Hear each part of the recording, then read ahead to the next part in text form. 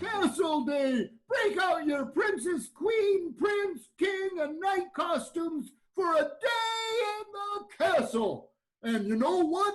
I love being a king. I'm King Marvelin and Marvelicious, and I love having a crown. What do you think, Julie?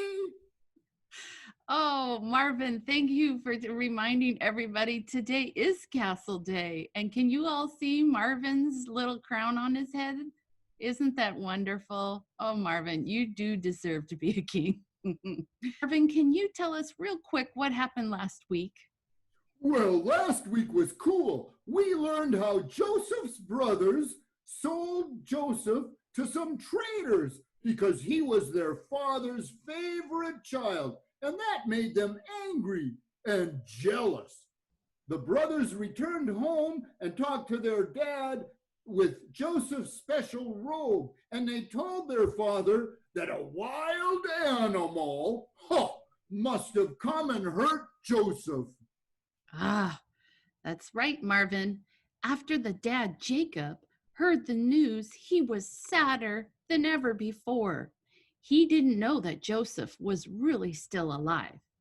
In our Bible story today, we're going to find out what happens to Joseph and his brothers after many years have gone by. All the puppets are going to help tell the story. George, get us started. Sure. Well, in the land of Canaan, where Jacob lived with his sons, they didn't have enough food. Jacob was worried about his family. He heard that Egypt had food, so he sent 10 of his sons to buy food there. After losing Joseph, Jacob didn't want to lose his youngest son, Benjamin, so Benjamin stayed at home. When Joseph's brothers arrived in Egypt, they went to buy food. Joseph was there, and he became the chief helper to the Pharaoh, who was the person in charge. But Joseph's brothers didn't know him. They hadn't seen him in a long time.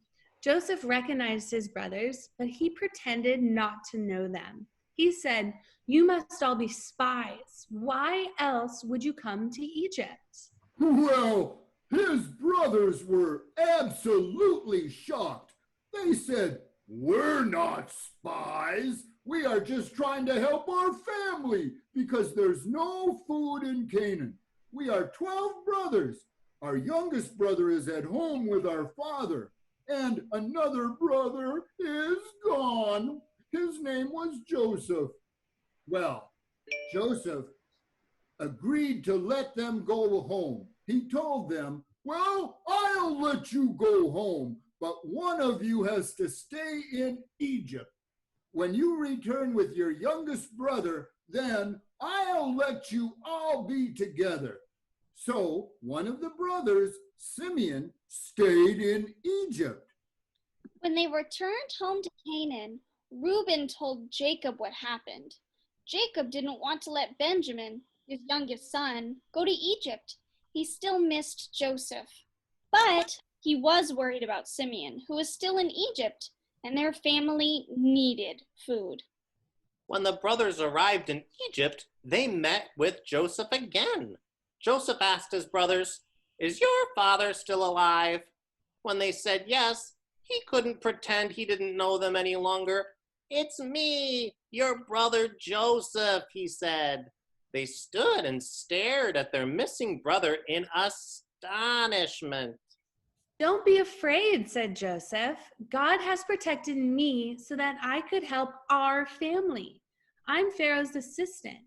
I can make sure our family is safe and happy. Return to our father and bring him and everyone to Egypt. I'll give you land, houses, and plenty of food." Oh boy! Then the brothers skedaddled home and told their father Jacob that Joseph was still alive.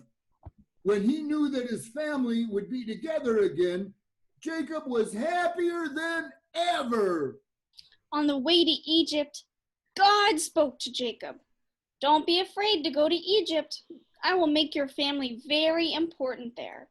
When Jacob and all his family arrived in Egypt, they were given everything Joseph promised. Their family grew and they were happy for a time. Oh boy, I sure admire Joseph for what he did. He is a super good guy, and he sure did the right thing. I'm not sure I'd be so nice. I'm not sure I'd be able to forgive my brothers if they threw me in a pit and then they left me and I didn't see my family for many years. Oh, I agree, Marvin. That is why we tell and listen to the Bible stories over and over again. They teach and remind us the best ways to love one another. I still don't get why Joseph didn't get back at them for what they'd done to him. They sold him to traitors. Well, I think Joseph was able to forgive his brothers because he trusted that God would take care of him. Even when bad things happened, Joseph realized that his sorrows had turned out for good.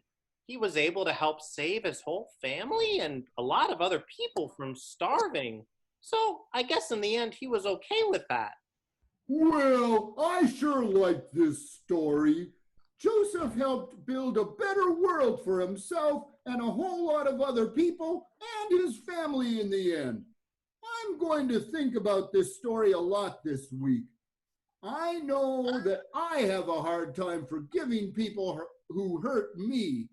But you know what else? I've learned that forgiveness works a lot better than when I'm angry. Oh, Marvin, what a great idea.